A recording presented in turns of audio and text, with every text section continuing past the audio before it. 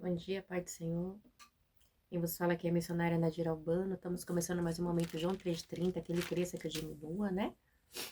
Hoje é dia 14 de julho de 2024. É um domingo, né? Domingo frio aqui em São Paulo. Vamos começar orando, logo em seguida vamos estar passando pela palavra do Senhor, amém?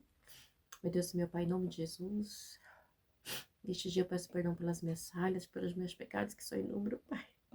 Me ajuda a te buscar e te servir conforme o Senhor é, digno de honra, de glória, de louvor, de adoração. Senhor, me ajuda a estar na posição que o Senhor quer. Senhor, tira de mim o eu, a carne, a soberba.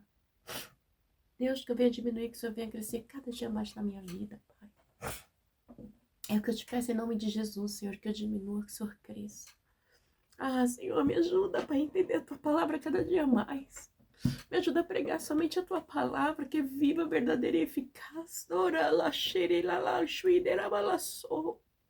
Me ajuda, Pai, a chegar-te a Ti cada dia mais. Não deixa eu esfriar, não deixa, Pai, me afastar de Ti. Continua pela Tua misericórdia, Pai, derramando, Pai, a Tua misericórdia, que a Tua potente mão esteja sobre a minha vida. Capacita, Pai. Me ajuda a administrar aquilo que Você tem colocado na minha mão. O ministério, a palavra, a família, o chamado. Deus, me ajuda, Pai. Me capacita. É o que eu te peço, Senhor, porque eu sou tão pequena e sem Ti nada posso. Neste dia, Pai, visita aquele irmão, aquela irmã que precisa de um milagre, de socorro. Entra com providência, muda a história, o quadro. Aquela família que está desempregada, aquela família que está enlutada. Deus, aquela família, Pai, que não sabe o que vai fazer para pagar essa conta, aquela conta, aquilo outro. Eu não sei, meu Deus, mas o Senhor sabe. Vai de encontro, Pai, com a sua família neste dia. Ajuda, sustenta, fortalece. Guarda, corta o laço, quebra o arco. Pessoas que estão em cárcere privado nesta hora, Pai. Pessoas que estão sumidas, Pai. Pessoas que estão morando na rua, Pai. São tantas situações adversas, Pai. Famílias desesperadas. Porque seu ente querido está enfermo, está internado. Senhor, esperando uma vaga, Pai, na UTI, esperando uma vaga no hospital que não tem. Meu Deus, cria uma vaga, muda a história. Deus, salva aquele rapaz que está envolvido com drogas, aquela jovem que está envolvida na prostituição, no lesbianismo, no homossexualismo. Meu Deus, salva, liberta. Oranda shuribidekomanai. Aquele homem que saiu de casa, Pai, por quê? Fizeram uma obra de macumbaria para destruir essa família, esse casal. Oh, Deus, repreende essa obra, desfaça, traga esse casal unido de novo, traga esse homem para dentro de casa, esta mulher que virou a cabeça, por causa desse homem estranho, dessa mulher estranha que entrou nesse casamento, para destruir este lar, que é isso que Satanás quer, destruir a família. Deus, visita as nossas crianças que são abusadas, espancadas, maltratadas, ainda mais agora que estão de férias, Pai. Senhor, guarda, muitas não sabem nem porque são abusadas, porque são maltratadas. Oh, meu Deus, são tantas situações, meu Deus. Visita a nossa nação, visita os 3 poderes, executivo, legislativo, judiciário. Deus, visita ali, Pai, o Trump, Pai, que sofreu aquele atentado, visita. Oh, Senhor, visita as leis do nosso país, visita a nossa nação, visita o mundo, Pai. Porque a Tua palavra diz, Pai, em Salmos 24, que do Senhor é a terra e toda a sua plenitude, o mundo e tudo que nele há. Visita, Pai, visita, que eu te peço neste dia. Em nome do Pai, do Filho e do Espírito Santo de Deus, amém. A gente está numa maratona de Hebreus, né? Hoje a gente vai estar meditando em Hebreus 4. Mas a presença do Senhor é tão notória.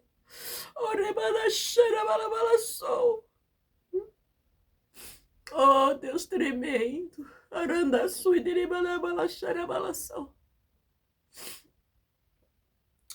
Eu estava meditando aqui no livro de Hebreus, eu vi tanta presença de Deus. Porque antes de trazer para vocês, eu medito, né? E esse Deus, ele é tão tremendo, igreja. Não tem como, sabe? Às vezes eu me sinto tão pequena, mas eu sou pequena, né? Na presença dele. Graças a Deus por isso, que eu sou pequenininha. porque grande é ele tem que crescer, ele tem que aparecer. Eu tenho que diminuir cada dia mais. Mas vou meditar que vocês vão ver que coisa linda, né? Hebreus é um livro maravilhoso, porque o livro de Hebreus a gente não sabe quem é o escritor aos Hebreus, né? Não sabe se foi Paulo, se foi Apolo, não sei quem foi. Mas de uma coisa eu sei, que Deus tinha um propósito que foi inspirado pelo Espírito Santo de Deus, né? E que ele fala da supremacia de Deus. Esse livro ele nos traz assim a entender que há um Deus muito grande, né? Que deu seu filho unigênito para morrer por mim e por você, né? Então nós temos muito valor. A gente pode não ter valor para o homem, mas a gente tem muito valor para Deus. De tal maneira que ele deu seu filho unigênito, João 3,30 para João 3,16, né? Deus amou o mundo de tal maneira que deu seu filho unigênito para todo que aquele crê não pereça, né? Mas tenha a vida eterna. Então é maravilhoso, né? Então, aí quando eu ouço assim, que eu medito, eu ouço a voz do Espírito, eu me quebranto mesmo, igreja, porque eu amo esse Deus, sabe? E às vezes eu vejo que eu fico em falha, né? Quando eu não faço aquilo que ele quer, né? Quando eu não oro, quando eu não jejuo, eu fico muito mal, né? Porque Deus é Espírito e convém que o que adore Espírito em verdade, como diz uma mulher de Samaria ali. Então a gente tem que entender isso, acho que é em João 7, né, mulher de Samaria. Então a gente tem que entender que esse Deus, ele é Espírito. É nossa vida com Deus, é uma vida espiritual, né? O Espírito volta para Deus e a tua alma e a minha vai para onde, né? Então a gente tem que estar sempre procurando crescer na graça e no conhecimento sempre. Vamos lá? Diz assim, um descanso sabático para o povo de Deus. Visto que nos foi deixada a promessa de entrarmos no descanso de Deus, que nenhum de vocês pense que falhou. Pois as boas novas foram pregadas também a nós, tanto quanto a eles. Mas a mensagem que eles ouviram de nada lhes valeu, pois não foi acompanhada de fé por aqueles que ouviram. Pois nós, o que cremos e que entramos naquele descanso, conforme Deus disse, assim jurei na minha ira, jamais entrarão no meu descanso, embora suas obras estivessem concluídas desde a criação do mundo, pois num certo lugar ele falou sobre o sétimo dia nestas palavras. No sétimo dia Deus descansou de toda a obra que realizara, e de novo na passagem citada há pouco diz, jamais entrarão no meu descanso. Portanto, resta entrarem alguns naquele descanso, aqueles a quem anteriormente as boas novas foram pregadas não entrarão, por causa da desobediência. Por isso, Deus estabeleceu outra vez um determinado dia chamado hoje, ao declarar há muito tempo, depois por meio de Davi, de acordo com o que fora dito antes. Se hoje vocês ouvirem a sua voz, não endureça o coração. Porque se Josué lhes tivesse dado descanso, Deus não teria falado posteriormente a respeito de outro dia. Assim ainda resta um descanso sabático para o povo de Deus, pois todo aquele que entra no descanso de Deus também descansa das suas obras, como Deus descansou das suas. Portanto, esforcemo-nos por entrar nesse descanso para que ninguém venha a cair seguindo aquele exemplo de desobediência. Pois a palavra de Deus é viva e eficaz, é mais afiada que qualquer espada de dois gumes. Ela penetra até o ponto de dividir a alma e o espírito junto e medulas, e julga os pensamentos e a intenção do coração. Nada em toda a criação está oculto aos olhos de Deus. Tudo está descoberto e exposto diante dos olhos daquele a quem havemos de prestar contas. Meu Deus. Deus, meu Pai, obrigado por essa palavra abençoada que o Senhor deste para mim, Pai. Estes dias que nós estamos em Hebreus, eu fico muito grata quando o Senhor me direciona na Amanda Suda Kamanai para estar meditando no livro, porque o Senhor fala muito comigo, Deus. Eu fico assim, de verdade, quebrantada mesmo, assim, de ver a tua grandeza.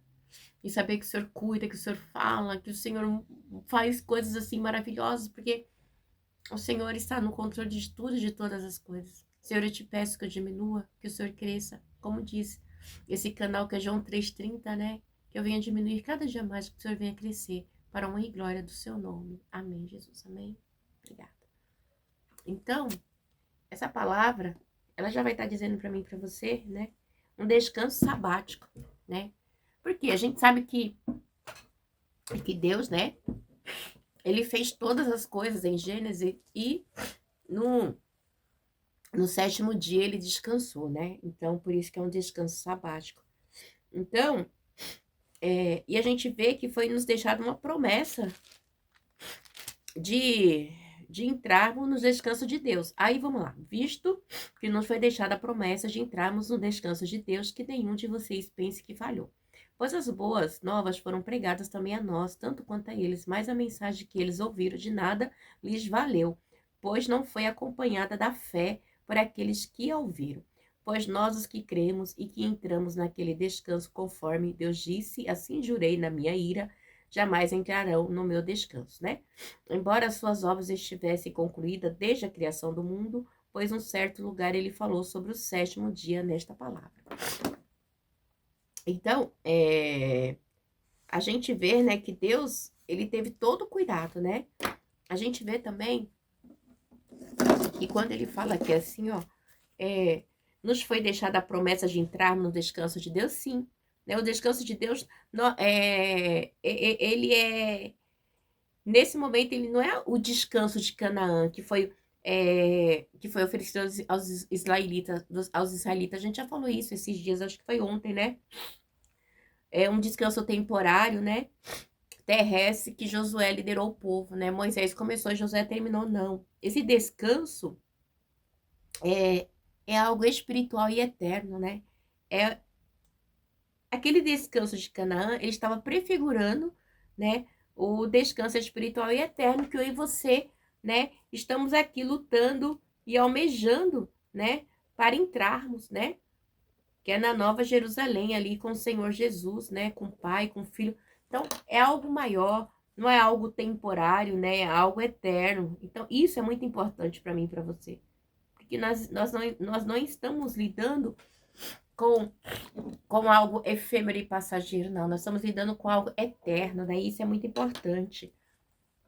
E ele vem mais assim, né? Então, por isso que nós cremos, né? Por que nós cremos? Nós cremos que entramos naquele descanso, assim como o ato de entrar no descanso de Canaã, né?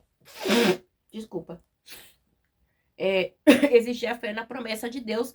Também nós vamos entrar no descanso da salvação eterna mediante o que é a fé. A fé em Cristo, né? Na pessoa e na obra de Jesus Cristo. Porque Jesus, ele fez a sua obra completa, né? E ela foi concluída totalmente, tanto, né, primeiro na criação do mundo, quando ele fez tudo, e quando na cruz, né? E a gente vê que Deus ali também, quando ele terminou ali a sua obra, no sétimo dia ele descansou. Então, assim, portanto, é um descanso, como eu posso dizer assim, temporário, né? Deus, ele teve o descanso eterno dele, né? Deus trabalhou, o povo de Israel, não. Ele teve um descanso temporário ali na terra de Canaã. No entanto, que a gente vê que os judeus até hoje, né? Eles guardam o sábado, né? Sábado para eles é algo sagrado, né? Então, mas para mim, para você, esse descanso eterno já é uma realidade ali, mediante a morte de Cristo na cruz, né? A sua redenção, né? Ressurreição ali, né? E Deus, ele nos convida para esse descanso, saber que quando a gente morrer, a gente pode descansar, né? A gente pode descansar para a ressurreição dos justos e dos ímpios, né? Que é algo real, né? Então, assim, Cristo, ele nos convida a compartilhar, a participar, né? Então, é algo tremendo. Então, não é só um descanso temporário, é um descanso eterno. Aí ele vem no 5 e diz assim, e de novo, na passagem citada há pouco, de jamais entrarão no meu descanso. Vamos continuar. Portanto, resta entrar alguns naquele descanso e aquele a quem anteriormente as boas obras foram pregadas não entraram por causa da desobediência. Por isso, Deus estabelece outra vez um determinado dia chamado hoje, ao declarar muito tempo depois por meio de Davi, de acordo com o que fora dito. Então, quando ele fala que eles não entraram, foi quem? A gente sabe, contei também esses dias, que na peregrinação do povo do deserto, após eles saírem ali da escravidão do Egito, né? Aqueles murmuradores não entraram, né, no descanso. A gente viu que até Moisés e Arão acabou não entrando também, né? Só aqueles de 19 anos para baixo, Josué, Caleb e os demais, né? Então, a entrada de Israel na terra de Canaã, né? Que foi conduzida por Josué, foi algo temporário e parcial, né? Tipo assim, entrar no descanso de Deus não foi algo eterno, né? Como nós hoje, graças a Deus pela misericórdia do Senhor, podemos tomar posse disso. Então, muitos não entraram, né? Não entraram, foram ímpios, desobedientes, né? Então, é chamado hoje porque é hoje. Se eu e você ouvir a voz do Senhor hoje, não endurecer o nosso coração, e não fomos obstinados, não fomos pessoas perversas, né? Pessoas que não se desvia do mal, hoje mesmo, né? Estarei com ele no paraíso. Mas você lembra, a gente pode lembrar aqui de Jesus na cruz, né? Tinha dois ladrões, né? Um conseguiu enxergar a glória de Deus e o outro não, né? E comigo e com você, nossa, minha jaqueta tá toda torta. Não é diferente, né? A gente tem que aprender a enxergar a glória de Deus, né? Jesus assim, ai, Senhor, lembra de mim, né? Um se arrependeu, o outro não, mas é questão de arrependimento. Tudo com o Senhor é espiritual, é questão de arrependimento, né? Só enxerga quem é espiritual. Diz aqui assim, não sei, vamos lá de novo. Portanto, resta em claro alguns naquele descanso, aqueles que a quem anteriormente as boas obras foram pregadas não entraram por causa da desobediência. Por isso, Deus estabelece outra vez um determinado dia chamado hoje, ao declarar muito tempo depois, por meio de Davi, de acordo com o que fora dito né, antes, né? Se hoje vocês ouvirem a sua voz, não endureça o teu coração. Então, o chamado de Deus é que a gente não endurecer o coração, é a gente servir a Deus. Ouve o chamado de Deus. Porque Deus, ele bate na porta, o diabo não. O diabo chega entrando, quebrando, fazendo toda a bagaceira. Então, ainda resta um descanso, assim, tipologicamente, figurado, sabático, né? Porque ainda a gente pode, hoje, eu e você podemos entrar no descanso de Deus, né? Mediante a fé em seu Filho Jesus, né? A fé perfeita de Cristo. A fé, né? Eu quero dizer assim, a fé mediante a morte perfeita de Cristo e ressurreição de Cristo ali por mim e por você. Ele falou assim, desculpa, terceiro disse assim, eu vou para o Pai, mas eu vos deixarei o Consolador, que é o que faz com que eu e você prossiga em caminhar, buscando cada dia mais se chegar próximo do Senhor. Então nós temos um descanso em Cristo, a certeza da minha e da sua salvação.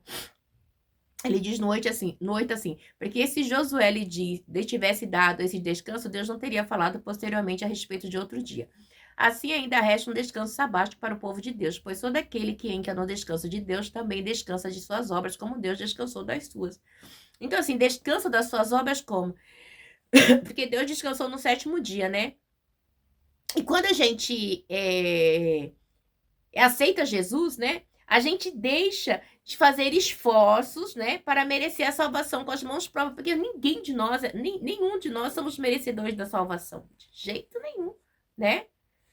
Mas a salvação, ela foi consumada na cruz por Cristo, né? Então, quando a gente entende isso, que é o segundo dia hoje, né?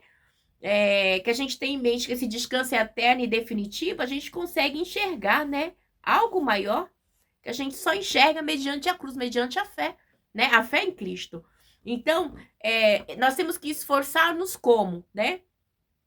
Não é um chamado, a chama que nós somos, que merecemos a salvação, né? Pelas obras, não, a gente não merece nada, e não é pelas obras, né? E nem por dinheiro, porque se fosse pelas obras, todo mundo poderia fazer, né? Mas é mediante a fé em Cristo. E a fé em Cristo é mais difícil do que as obras. É mais fácil você dar um prato de comida, você levar roupa para o morador de rua, do que você crer, do que você ter fé em Jesus e saber que você tem que matar a sua carne para vivificar o espírito. Porque você vira ao Senhor é o que? É matar a sua carne. E muita gente não quer. Quer continuar mentindo, roubando, enganando, fingindo ser bom parceiro, ser boa pessoa, e não é. Né? E Deus, ele não quer o fingimento, ele quer arrependimento. Se hoje ouvires a voz do Senhor, se Deus, então você vai se arrepender, né? Mas é uma exortação para entrar no descanso da salvação pela fé e não seguimos o triste exemplo de Israel no deserto, né? Que morreram por desobediência, por questionamentos, né? Então, eu creio, né? Totalmente na salvação pela redenção de Cristo ali na cruz, né? Então a gente não precisa mais, a gente precisa crer, a gente precisa confiar, a gente precisa matar a carne e vivificar o espírito, né? A gente não precisa fazer sacrifício. O sacrifício meu e seu, qual é? É matar a nossa carne para vivificar o espírito, porque Deus é espírito, convém que adora em espírito e em verdade. Esse, né? Então assim, vou fazer isso, não, não vou fazer sacrifício nenhum. E mais, diz assim, no 10, pois todo aquele que entra no descanso de Deus também descansa de suas obras, como Deus descansou das suas. Por quê? Porque quando a gente não conhece Deus, a gente quer fazer esforço, achar, não, e não é por esforço, é pela fé em Cristo, né? A fé sem obra é morta. Então, É como Deus descansou das suas obras. Portanto, esforcemos-nos para entrar nesse descanso para que ninguém venha a cair segundo o exemplo de desobediência, né? Porque quando a gente não conhece, a gente cai por desobediência, por não obedecer a palavra do Senhor. Você diz assim, amar a Deus sobre todas as coisas e o seu próximo como a si mesmo. Quando a gente faz isso, a gente obedece todos os 10 mandamentos, né? Então, a gente não fere os mandamentos, né? Então, e a coisa mais difícil é a gente amar o nosso próximo como a nós mesmos. Amar a Deus é difícil, mas é. Eu amo a Deus sobre todas as coisas. Eu amo Deus, eu não consigo enxergar outro Deus, eu não consigo enxergar outro caminho a não ser Cristo, eu não conheço outra salvação. A minha vida toda é para Cristo, né? Então, eu amo Deus, né? Então, e é muito difícil. E diz assim, pois a palavra de Deus é viva e eficaz, né? E é mais afiada que qualquer espada de 2 gumes. Ela penetra até o ponto de dividir a alma e espírito, juntas e medulas. E julga o pensamento sem intenção do coração do homem. Então, tá provando aqui, né? A triade, os 3 juntos, né? Aqui, ó. Pois a palavra de Deus ela é viva e eficaz, é mais afiada que qualquer espada de 2 gumes. Por quê? Porque a espada tem 2 pontas, ela corta lá e corta cá, né? E penetra até o ponto de dividir a alma e espírito, junto e medula. Tá mostrando aqui, aqui nós somos tricotomia, corpo, alma e espírito, né? Então ela vem junto, porque a palavra de Deus é a verdade. Quem é a verdade? É o próprio Cristo. Não tem como. A verdade ela foi revelada em Jesus, né? Como João 1 diz assim, a verdade de João 1. E veio para os seus não aceitarem, e todos que aceitaram deram-lhe o poder de serem feitos filhos de Deus, né? Então, e ela foi dada tanto fisicamente como verbalmente, porque Jesus, fisicamente, ele se fez aqui no meio de nós, né? No meio de nós, que eu digo assim, há 2000 e poucos anos atrás, ele andou aqui nessa terra. Então,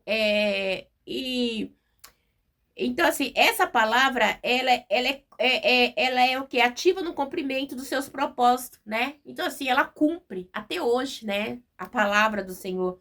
Eu aceito Jesus como Senhor e Salvador da minha vida. Eu estou confessando, eu estou dizendo, Satanás, você não tem poder sobre a minha vida. Porque em nome de Jesus eu sou mais que vencedor. Então, quando a gente declara isso, que a gente aceita Jesus, a gente leva uma vida com Cristo totalmente diferente, né? Então, o autor aos Hebreus, ele vem explicar aqui que o quê? Que o poder vivente que julga, como se fosse o olho que tudo vê. Jesus tudo ele vê, Deus ele tudo vê, a Trindade tudo vê, tudo sabe, né? E ela sonda os pensamentos até o mais íntimo da minha e da tua vida, né?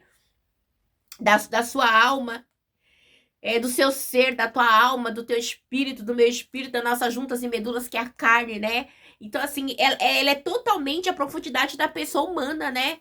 Deus, ele nos sonda no oculto. Aquilo que a gente não vê, Deus, ele vê, né? E ele sonda. Então, não adianta eu fingir que eu sou alguém que eu não sou, porque Deus, ele conhece, né? Então, por isso que diz assim, aqui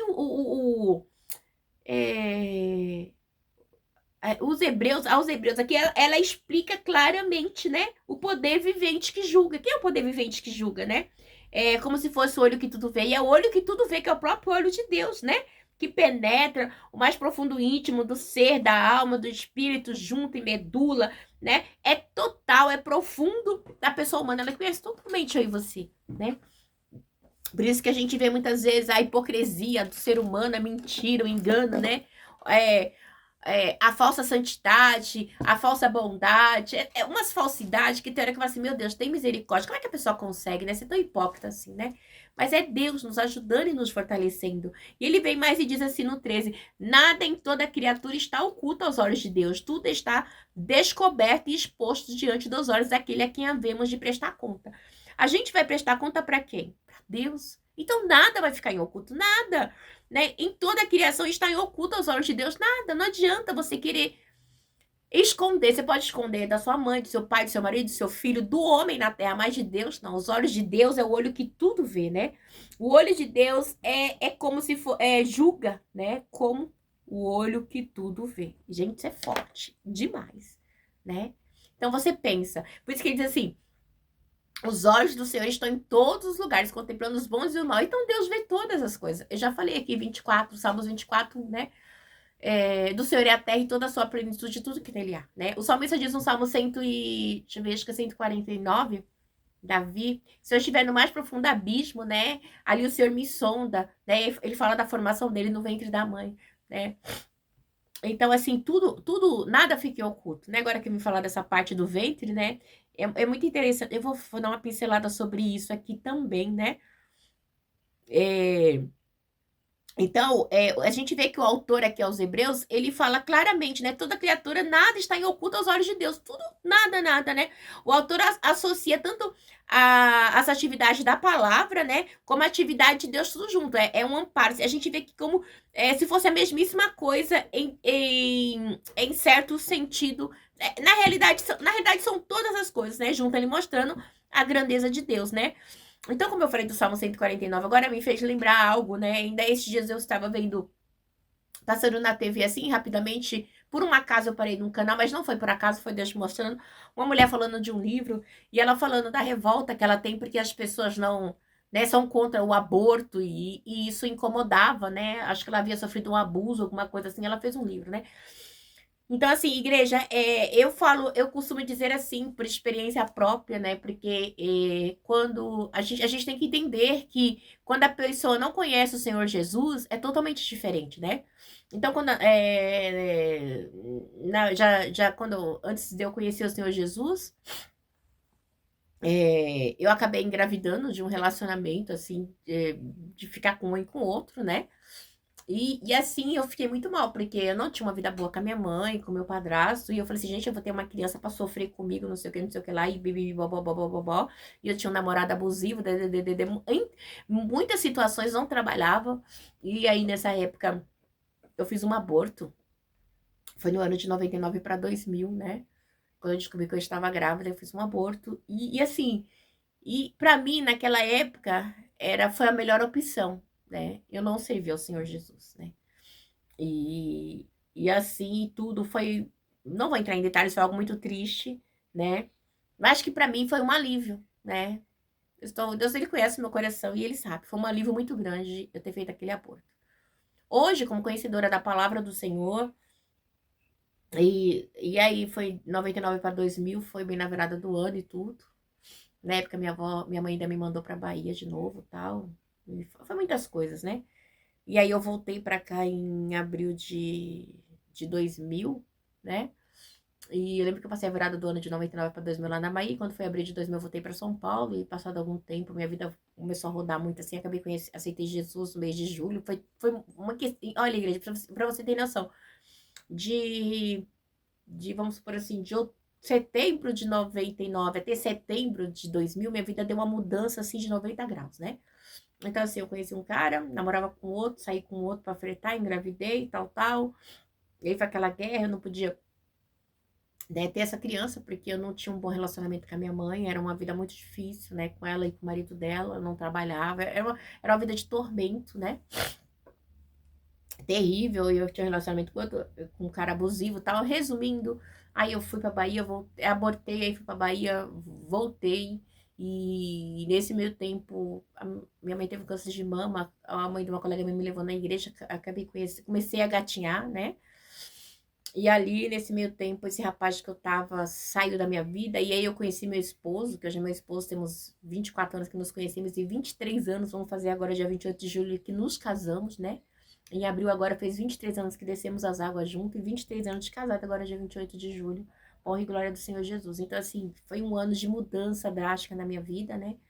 E eu costumo dizer assim, e ontem à noite eu conversando com ele, eu lembrando disso, né? Às vezes a gente fala ai, essa mulher tá abortando, não sei o quê, não sei o quê. Mas o contexto de uma mulher que não conhece o Senhor Jesus é totalmente diferente, né? Você tem uma mentalidade. Quando você conhece a Jesus, você não pode, né?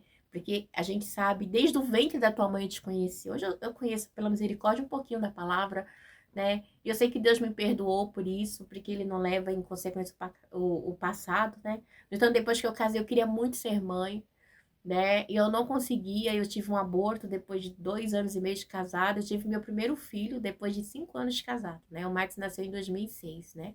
Dia 25 de setembro de 2006, né? O Max veio nascer 5 anos e 3 meses após eu ter casado. Uma luta terrível, né? E hoje eu tenho 4 filhos.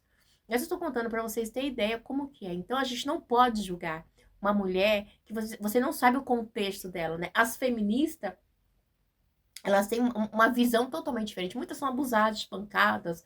Então são coisas. Eu costumo dizer, se um dia, eu falei com meu esposo, eu creio que eu vou ter condições de um dia, né? Eu não lembro onde é que tem acho que é na China, né? Eu acompanhei um dia um testemunho de um pastor muito lindo que ele acolhe essas mulheres, né? Que são abusadas, que querem fazer o aborto. Ele acolhe, né? E ele cuida delas e após um determinado tempo, quando a criança nasce, elas põem para adoção, se elas estiverem preparadas, elas ficam. E a gente tinha que ter, a igreja tinha que ter esse apoio, sabe? Muitas vezes nós julgamos e a gente não consegue entender. Eu acho que a igreja tinha que ter esse apoio com as mulheres, né?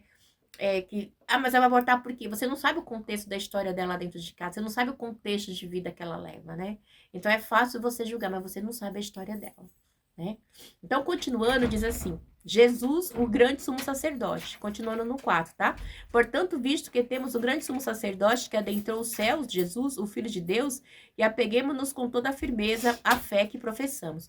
Pois não temos um sumo sacerdote que não possa compadecer das nossas fraquezas, mas sim alguém que, como nós, passou por todo tipo de tentação, porém sem pecado. Assim, aproxime-nos do trono da graça com toda a confiança, a fim de recebermos a misericórdia e encontrarmos graça que nos ajude no momento da necessidade. Então, ele está deixando bem claro aqui, né? Essa exposição, né, é que resalta a superioridade de Cristo. Ele está dando a superioridade. A Jesus, o grande sumo sacerdote, a superioridade de Cristo, ele está mostrando aqui, né, sobre Arão, e em virtude ao sumo sacerdote. De Cristo é o melhor, né, porque ele foi escolhido pelo próprio Deus, né.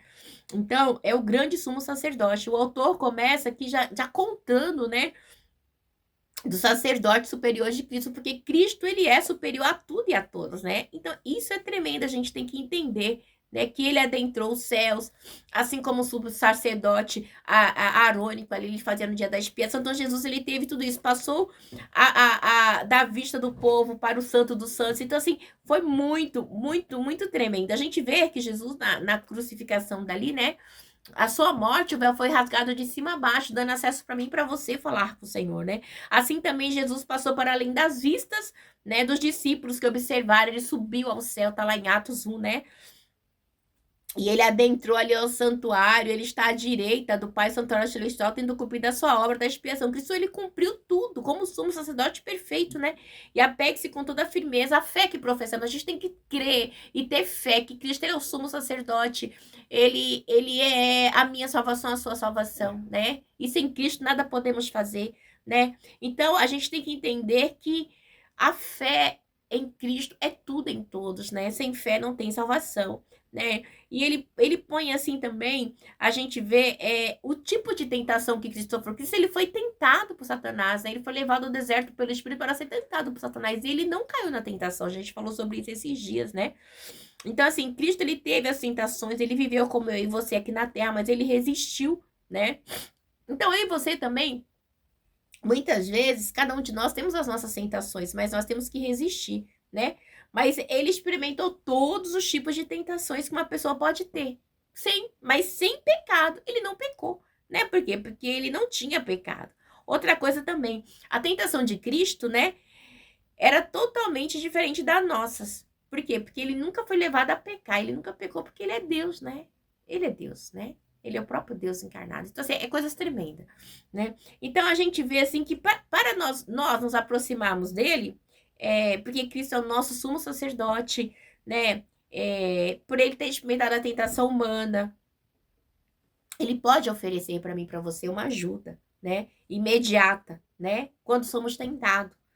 Por isso que a gente fala, em nome de Jesus, Satanás, eu te repreendo, em nome de Jesus, sai. O Espírito Santo de Deus me sustenta, me fortalece, não permite, Pai, que eu venha tentar, que eu venha pecar, que eu venha cair, mas me ajude, porque o Senhor é santo, né? Então, igreja, a gente vai estar meditando amanhã no 5, né?